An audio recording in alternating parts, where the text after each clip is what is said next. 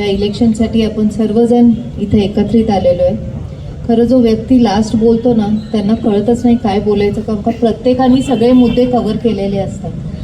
कदम साहेबांनी काय काय कामं केलेत इथं शाहूपुरीत हे सगळं सांगितलेलं आहे. बाकी सगळ्यांनीच सगळे मुद्दे सांगितलेत. पण मी सुरुवात करीन गोसावी साहेबांपासून. त्यांचं शेवटचं बोलणं मला खूप इच्छा होती की वन्स मोर म्हणावे, की त्यांनी परत परत लोकांना स्वतःच्या जबाबदारीची जाणीव करून द्यावी, कार्यकर्त्यांना स्वतःची जाणीव करून द्यावी की ही कामं करणं हे महत्त्वाचं आहे. कारण का महाराजांनी त्यांचं काम केलेलं आहे. एवढ्या मोठ्या प्रमाणात इथं फंड्स टाकून, म्हणजे 2 वर्ष झालेत हा भाग हद्दवाढीत आपल्या सातारा नगरपालिकेच्या हद्दीत येऊन, आणि मला वाटतंय ही 3री इलेक्शन आहे महाराजांची शाहूपुरीतनं उमेदवारी त्यांना, म्हणजे शाहूपुरी हा भाग सातारा विधानसभा मतदारसंघाला जोडून. पण एवढी कामं केलेली आहेत की खरंच का 42% मतदान हे बाहेर जातं हा विषय प्रत्येकाने आपल्या मनाला विचारलं पाहिजे. परत गोसावी साहेबांच्याच भाषणातलं एक मला सांगायचं आहे. त्यांनी सांगितलं महायुतीचे उमेदवार आहेत, त्याच्यापेक्षा जास्त त्यांनी खूप उदाहरणं दिली ते कुठले उमेदवार आहेत शिवेंद्रराजे. पण मी म्हणेन तुमच्या आमच्या हृदयातले उमेदवार आहेत. मग जे आपल्या हृदयात आहेत त्यालाच मत द्या ना, कशाला दुसऱ्यांना देता. तर आपण सर्वजण ह्या सातारा नगरीतील लोक परत आपले बनकर साहेबांनी सांगितलं की दोन्ही महाराज आपले कामं करतात. ही खरी गोष्ट आहे. भांडणं लागले निम्मे ह्या वाड्यावर निम्मे त्या वाड्यावर, पोलिसात सोडवायचं असतील निम्म त्या वाड्यावर निम्मे ह्या वाड्यावर, कुठलंही काम असेल, नोकर भरती असली निम्मे त्या महाराजांचे कार्यकर्ते निम्मे ह्या महाराजांचे. तिसऱ्या माणसाकडे जाता का तुम्ही कामं घेऊन? नाही. विकास कामं काही गटबाजी असेल, गट पण आमचे, बाजी तर आमचीच आहे, म्हणून तिसऱ्या माणसाला इथं थारा नाही. मग ज्या वेळेस अशी परिस्थिती आहे ते मग का तुम्ही विरोधी मतदान देऊन तुमचं मत वाया घालवता याचा विचार करा. जो माणूस दोन्ही महाराजांपैकी एकाला मत देतो किंवा दोघांना मत देतो तो खुल्या मनाने येऊ शकतो. महाराज माझं एक काम आहे करा. कितीतरी लोक रात्री 2-2 वाजता फोन करतात महाराजांना आणि महाराज उचलतात फोन. का? कारण का तुमचा अधिकार आहे त्यांच्यावर आणि त्यांचा विश्वास आहे त्यांच्या कार्यकर्त्यांवर. मग तोच विश्वास प्रत्येक नागरिकावर पण त्यांचा आहे. कारण का जेव्हा तुम्ही कामं घेऊन येता तेव्हा तुम्हाला शाहूपुरीतल्या कुठल्याही पुढाऱ्याला कुठल्याही कार्यकर्त्याला बरोबर घेऊन यायची गरज सुरू बंगल्यात तर नाहीये. सकाळी 10 वाजल्यापासून ते 1 वाजेपर्यंत शिवेंद्रराजे स्वतःच्या ऑफिसमध्ये असतात. येणारा प्रत्येक माणूस तिथे येऊन स्वतःचं काम करून घेऊ शकतो. म्हणून जर तुम्हाला कुणाची गरज नाही तर तुम्ही मतदान 3रीकडे का करता हा परत मी सवाल करीन. दुसरं मला इथं आपले चिटणीस साहेबांनी त्यांच्या भाषणात सांगितलं की भाऊसाहेब महाराजांना 95 साली जे मतदान मिळालेलं होतं त्यांनी आकडा नाही सांगितला. त्यावेळेचं मतदान जेवढं होतं तेव्हा महाराजांना 52,000चं लीड होतं, बरोबर आहे. पण त्याच्यापेक्षा महत्त्वाचं की पडलेल्या मतापैकी 85% मतदान हे भाऊसाहेब महाराजांना झालेलं. 85% मतदान. आज भाऊसाहेब महाराजांनी साताऱ्याची विकासगंगा सुरू केली. खऱ्या अर्थानं साताऱ्यातला उमेदवार हा पहिल्यांदा साताऱ्याला भाऊसाहेब महाराजांच्या स्वरूपाने मिळाला. एक मोठं कोऑपरेशनचं जाळं त्यांनी ह्या साताऱ्यात सुरू केलं. सर्व स्तरातील लोकांना न्याय द्यायचं काम साताऱ्यात भाऊसाहेब महाराजांनी सुरू केलं. आणि जर आपल्याला त्यांना श्रद्धांजली व्हायची आहे तर सगळ्या वडिलांची एकच इच्छा असते की माझ्यापेक्षा श्रेष्ठ माझा मुलगा ठरावा. तर 85% मतदान त्यावेळेस झालेल्या मतदानात भाऊसाहेब महाराजांना तुम्हीच लोकांनी दिलं होतं. माझं म्हणणं 1% वाढवा ह्यावेळेस आणि खरंच आपण सगळेजण भाऊसाहेब महाराजांना श्रद्धांजली वाहूया आणि 86% मतदान होणाऱ्या मतदानातनं शिवेंद्रराजांना द्या एवढी आपल्या सर्वांना विनंती करते. कामं तर त्यांच्या माध्यमातून उदयनराजांच्या माध्यमातून भरपूर झालेली आहेत. जेव्हा आपण एका म्हणजे लोकसभेचे उमेदवार किंवा विधानसभेचे उमेदवार म्हणतो आणि तुम्ही त्यांना मागच्या पंचवार्षिकमध्ये पण तुमचे प्रतिनिधी म्हणून त्यांना विधानसभेत पाठवले तेव्हा त्यांनी काही कामं जे ठळकपणे केलेले त्यांचा उल्लेख करणं हे गरजेचं आहे. मागच्या विधानसभेच्या इलेक्शनच्या आधी 2019 साली जेव्हा दोन्ही महाराजांनी भाजप पक्षात प्रवेश केला तेव्हा जेव्हा सैनिक स्कूलमध्ये सभा झाली होती तेव्हा शिवेंद्रराजांनी मागणी केली होती 2 गोष्टींची फडणवीस साहेबांकडनं, एक हद्दवाढ आणि दुसरं मेडिकल कॉलेज. हद्दवाढ आपली झाली आणि मेडिकल कॉलेजही तातडीने झालं. आज 3रं वर्ष विद्यार्थी शिकत आहेत आपल्या इथं. ज्यावेळेस हद्दवाढ झाली सगळ्या आजूबाजूच्या परिसरातील लोकांना त्याचा उपभोग मिळाला. अविनाश कदमनी सांगितलं की काय काय फंड्स आपल्या या भागात आले. हे रोजचे चालू असतात. पण मेडिकल कॉलेज जेव्हा आलं तेव्हा एक मोठी इंडस्ट्री आपल्या साताऱ्यात आली. मेडिकल कॉलेज म्हणजे नुसतंच मुलांना शिक्षण मिळालं आणि ते डॉक्टर झाले एवढं नाही आहे. त्याच्या बरोबरीने आज त्याच भागात 500 बेडचं हॉस्पिटल होत आहे. आज सर्व मेडिकल म्हणजे सुविधा हे आपल्या नागरिकांना मोफत, हे गव्हर्नमेंटचं हॉस्पिटल आहे म्हटल्यावर मोफत मिळणार आहे.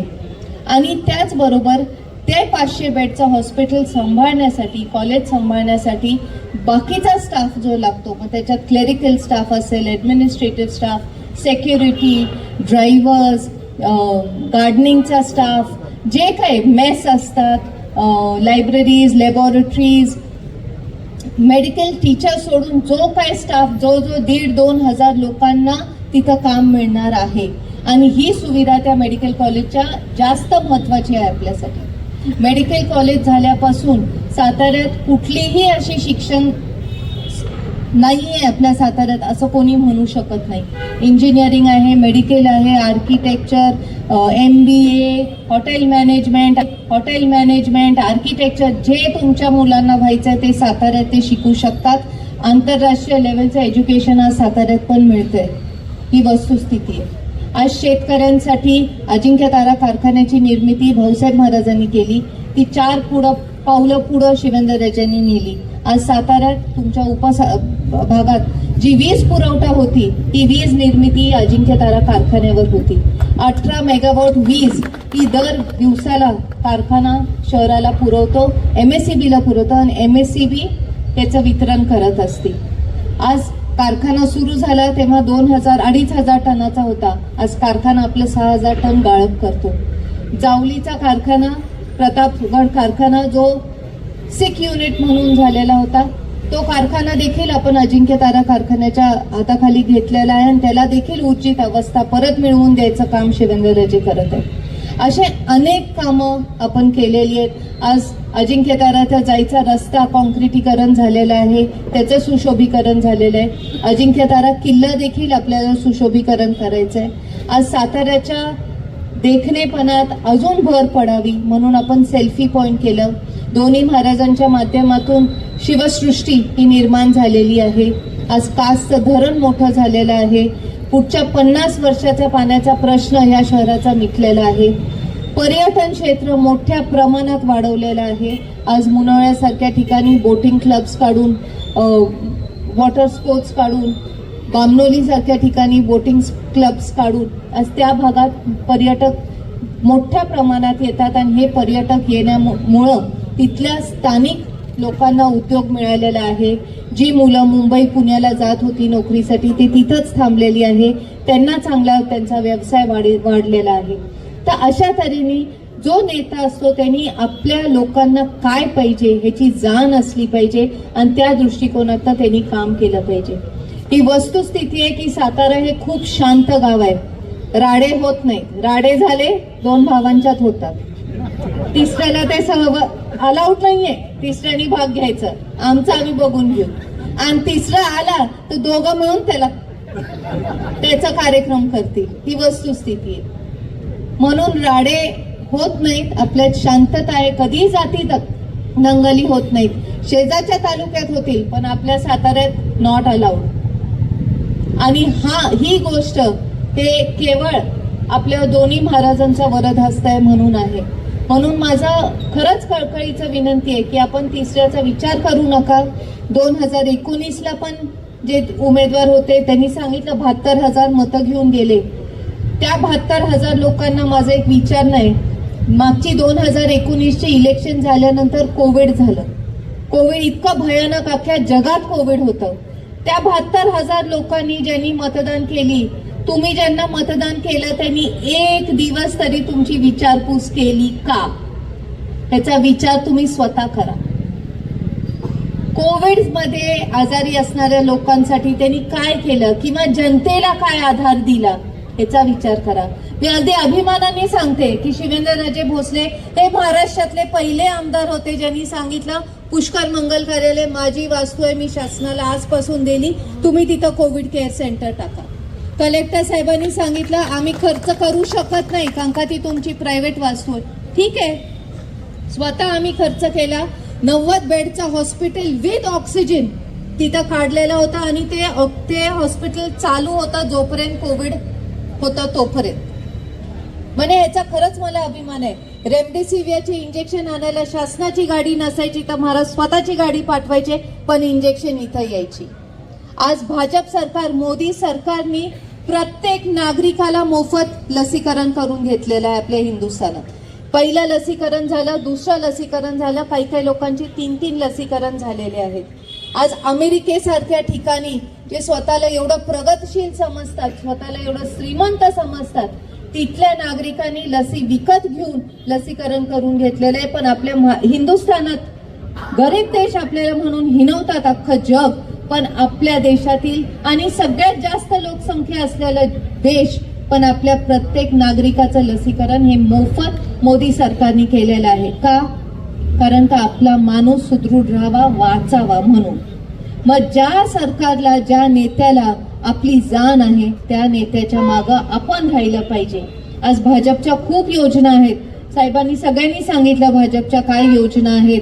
विद्यार्थ्यांसाठी शिक्षणाची योजना आहेत, मुलींना तर ग्रॅज्युएशन पर्यंतची मोफत योजना आहे, ज्या विधवा महिला आहेत त्यांच्यासाठी पेन्शन योजना आहेत, जे शिकलेले तरुण आहेत त्यांना नोकरी मिळत तोपर्यंत त्यांच्यासाठी मदत म्हणून पैसे मिळतात.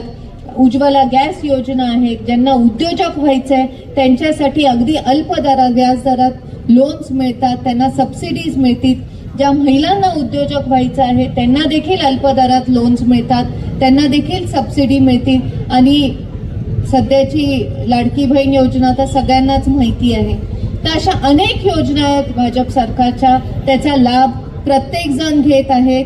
आपल्या जिल्हा बँकेच्या योजनेत आहे की जे सातारचे विद्यार्थी आहेत ते जर सभासद असतील जिल्हा बँकेचे तर त्यांना परदेशी शिकायला 40 लाखापर्यंत बिनव्याजी पैसे आपली सातारा DCC बँक देतीये.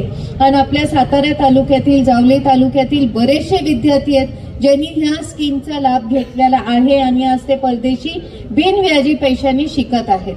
ही वस्तुस्थिती आहे.